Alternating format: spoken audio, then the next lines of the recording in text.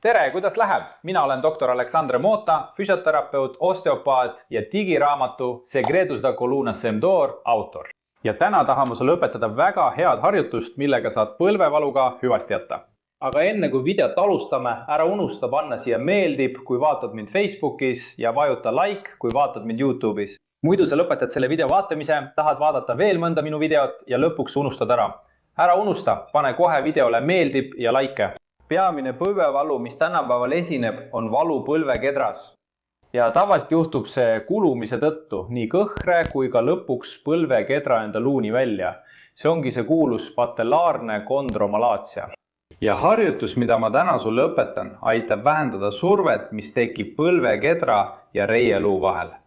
Sest just see surve koos liikumise ja hõõrdumisega põhjustab ja kiirendab selle liigese kulumist. See tekitab ebamugavust ja valu. Kondromalaatsia ei teki üleöö. See tekib aeglaselt pika aja jooksul. Tavaliselt algab see krõbina tundega, väikeste naksudega põlves.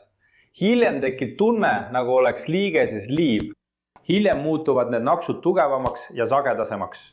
Mõnikord on isegi võimalik kuulda, kuidas põlves naks käib. Ja alles pärast seda hakkab tekkima ebamugavustunne. See areneb palluks. See võib viia isegi põletikuni. Põlveliigese turse. Ja miks see nii juhtub? Sest enamikus meie kehaliigestes on olemas struktuur, mis kaitseb liigest. Seda nimetatakse kõhrekihiks. Ja sellel kõhel ei ole närvilõpmeid. See tähendab, et sa ei tunne kõhre. Kõh kulub, murdub väikesteks tükkideks, tükkhaaval, muutes liikumise raskemaks. Ja sa ei tunne seda. Sa tunned krõbinat, praksumist, liigeses liivatunnet. Kui see kulumine on juba kõhest kaugemale läinud, jõudnud otse luuni, siis hakkad sa tundma ebamugavust, siis hakkad sa tundma valu. Ja selle kulumise, selle põlvekedra kondromalaatsia peamine põhjus on reieluu luu vale asetus. Ja sääre peamine luu, sääreluu. Ja nende kahe luu asendi tõttu kipub põlvekeder liikuma rohkem külje poole. Ja seetõttu ongi oluline treenida konkreetset lihast, mida nimetatakse vastusmedialis. See lihas aitab hoida põlvekedrad liigese keskel. See takistab põlvekedrad liikuda rohkem väljapoole, rohkem küljele. Ja suurendab survet põlvekedra ja reieluu vahel. Aga seda teavad peaaegu kõik. Ja selleks tehakse spetsiaalsed treeningud. Täna õpetan sulle väga lihtsa harjutuse. See parandab sääreluu, mis on jalaluu joondust ja asendit ja aitab vähendada põlvekedra survet. See vähendab kulumist, valu ja ebamugavustunnet. Põlvekeder on kolmnurkne luu, mis asub siin põlve ees. Umbes sellise suurusega siin. Umbes selline ongi põlvekedra suurus. See tuleneb juba sellest, et reieluu ja sääreluu vahel on joondumatus. See põlvekeder moodustab väikese nurga, see põlvekeder kipub juba rohkem küljele liikuma. Ja see suurendab oluliselt survet, mis tekib põlvekedra ja reieluu vahel siin välisküljel lateraalses osas. Selle harjutuse tegemiseks kasutame me orientiiri.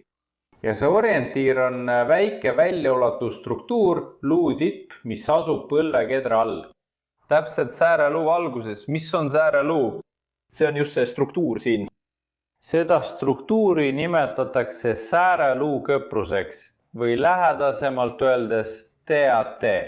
Selle harjutuse tegemiseks istu maha, põlg umbes 90 kraadi painutatud, jalg lõdvestunud. Aseta käsi kergelt põlvele, sõrmed kas tati ehk sääreluu kõpruse kõrval või peal. Toeta ainult kannale ja tee pööravat liigutus sissepoole ja väljapoole, nagu autoklaasi puhasti.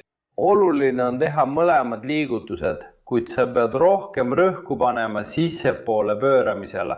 Nagu sa tahaksid varbad teise jala poole suunata. Ja pane tähele, et see pöördeliigutus toimub just siin selles piirkonnas. Ma teen nüüd ilma käeta, et sa näeksid. Näed, jalg sissepoole, jalg väljapoole. Sissepoole, jalg väljapoole. Märka, et siin üleval on kõik paigal, liigutus toimub siin allpool. Mida rohkem sa püüad tati sissepoole viia, seda rohkem ta joondub põlvekedraga. Näed, väljapoole tõmmates tõmbab ta põlvekedra samuti välja. kui see pöörab sissepoole, siis see joondub põlvekedraga.